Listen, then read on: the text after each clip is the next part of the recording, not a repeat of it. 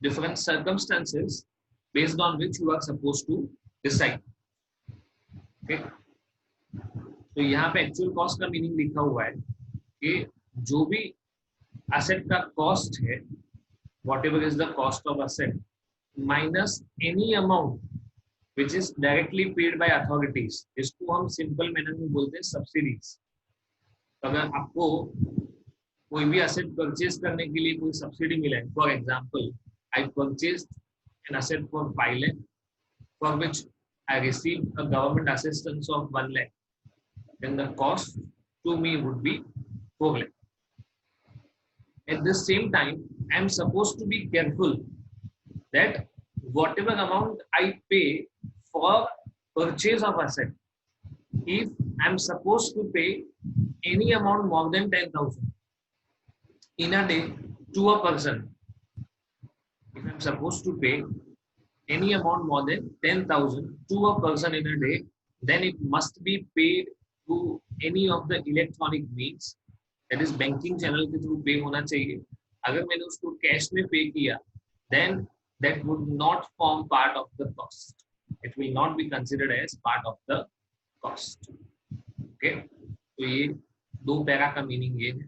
पहले में सब्सिडी वाला पॉइंट डिस्कस किया, दूसरे में कैश पेमेंट वाला पॉइंट डिस्कस किया। Okay, now there are certain special situations where you are supposed to calculate the cost. पहले में लिखा हुआ है कि आपने कोई भी एसेट साइंटिफिक रिसर्च के लिए खरीदा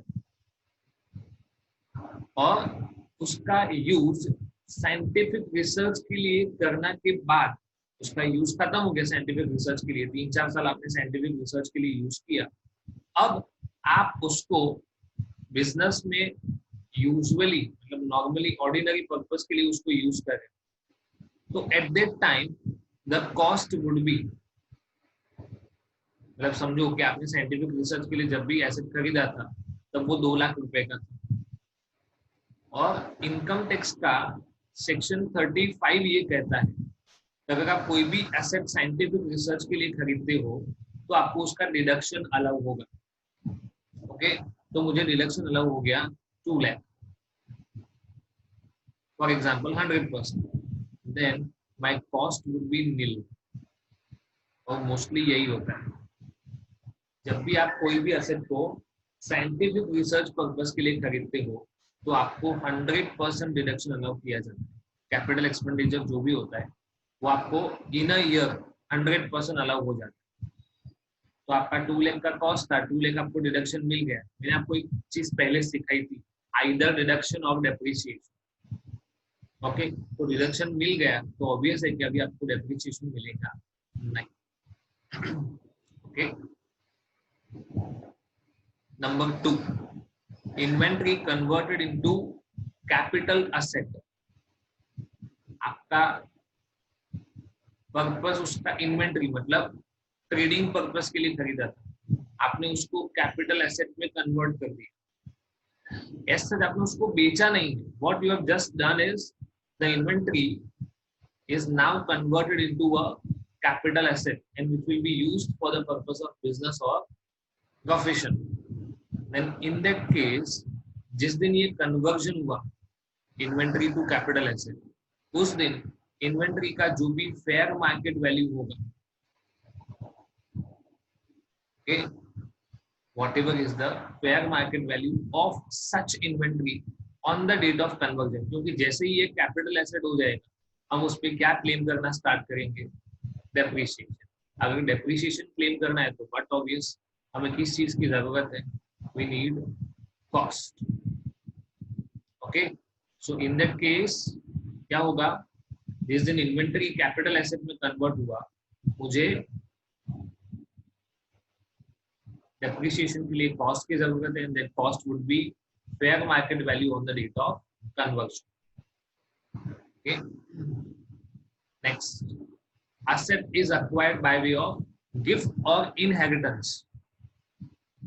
तो cost to the previous owner, क्या बोलेंगे, cost to previous owner, उसमें से उसने जितना डेप्रिसिएशन क्लेम कर दिया होगा वो माइनस करेंगे, और जो WDV बचेगा on the date of gift, जिस दिन आपको गिफ्ट मिला या इनहेरिटेंस में आपको मिला, उस दिन जो भी WDV था वो आपके लिए कॉस्ट होता है। ओके, चलो इस असेट को जिसने आपको गिफ्ट में दिया है वहां से आपको अपनी प्लेस पे लाना है, you want to transfer it, transport. Okay, तो वहां पे अनइंस्टॉल किया, उधर से ट्रांसपोर्ट किया, इधर इंस्टॉल किया, वो सब कॉस्ट भी ऐड होगा, फर्दर एक्सपेंडिचर भी ऐड किया जाए जब तक वापस वो असेट रेडी टू यूज नहीं होता है।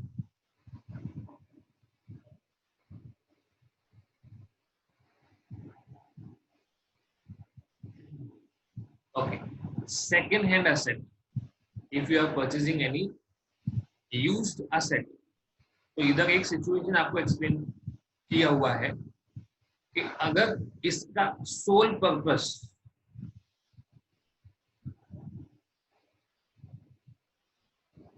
आपको टैक्स लायबिलिटी को रिड्यूस करने का था, the only reason of purchasing a second-hand asset was that is you will show higher cost, and when it is higher cost, it is higher depreciation and lower tax liability. तो आपका sole purpose second hand asset purchase करने का tax liability को reduce करने का है, ऐसा assessing officer को लगता है।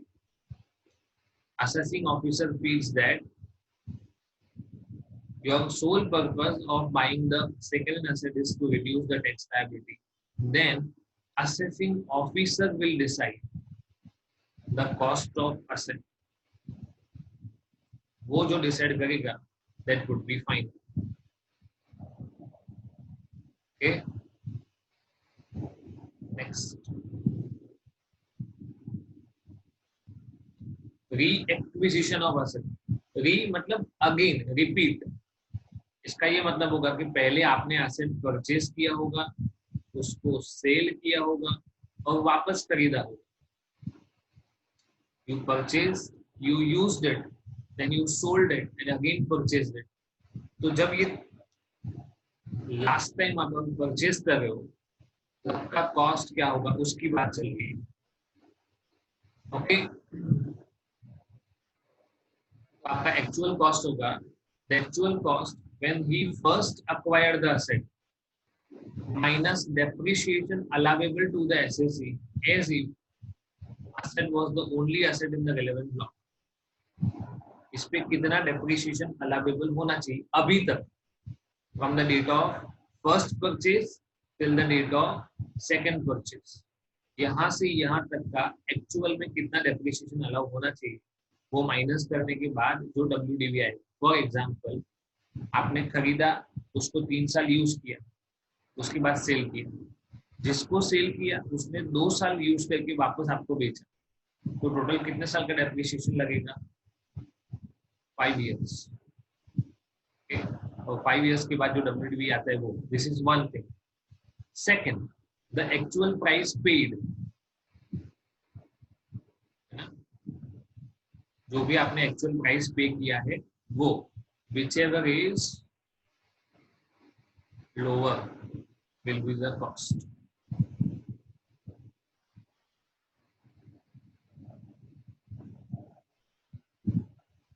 Okay, किसी को डाउट हो तो बीच में पूछ लेना।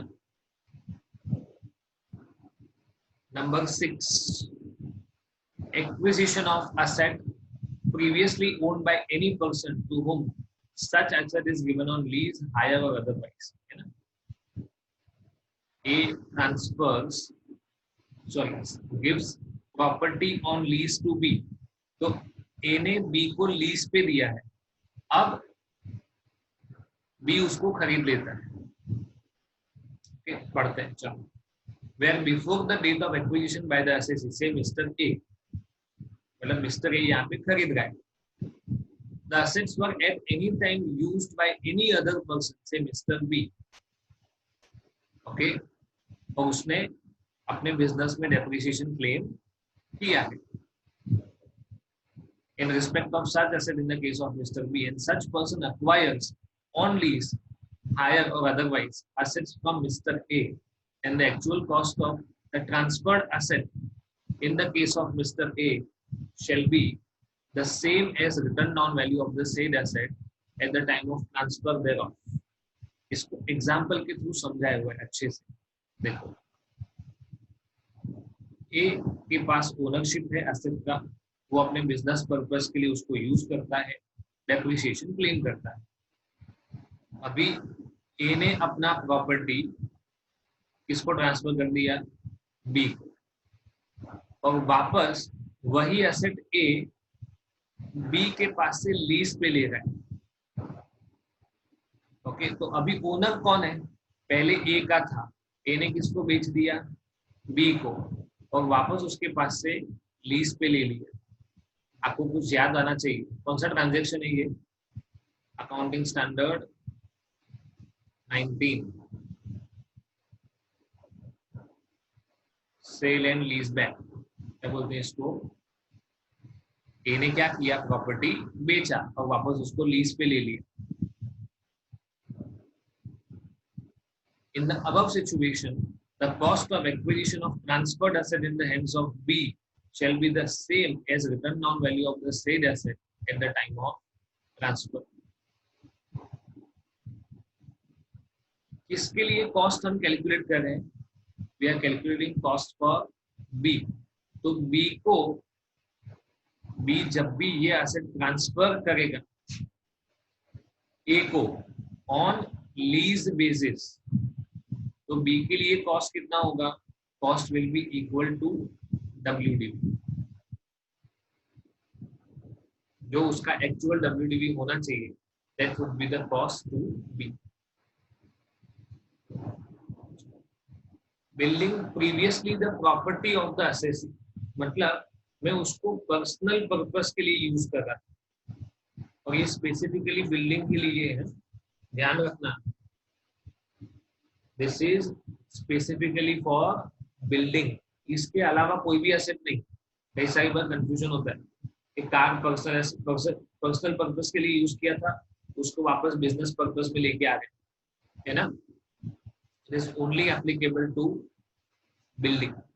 तो मेरे पास बिल्डिंग है जो मैं पर्सनल पर्पस के लिए यूज कर रहा था, अब मैंने उसको कन्वर्ट कर दिया बिजनेस पर्पस में.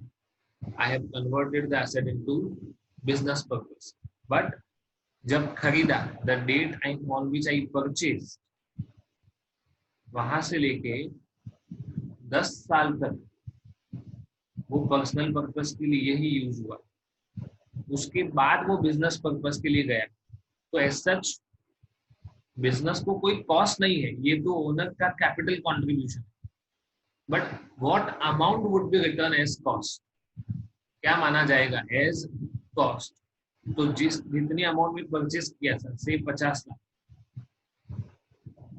माइनस 10 साल का डेप्रिसिएशन से 15 lakh, then your cost would be 35. तो ये आपको हो जाएगा. ओके,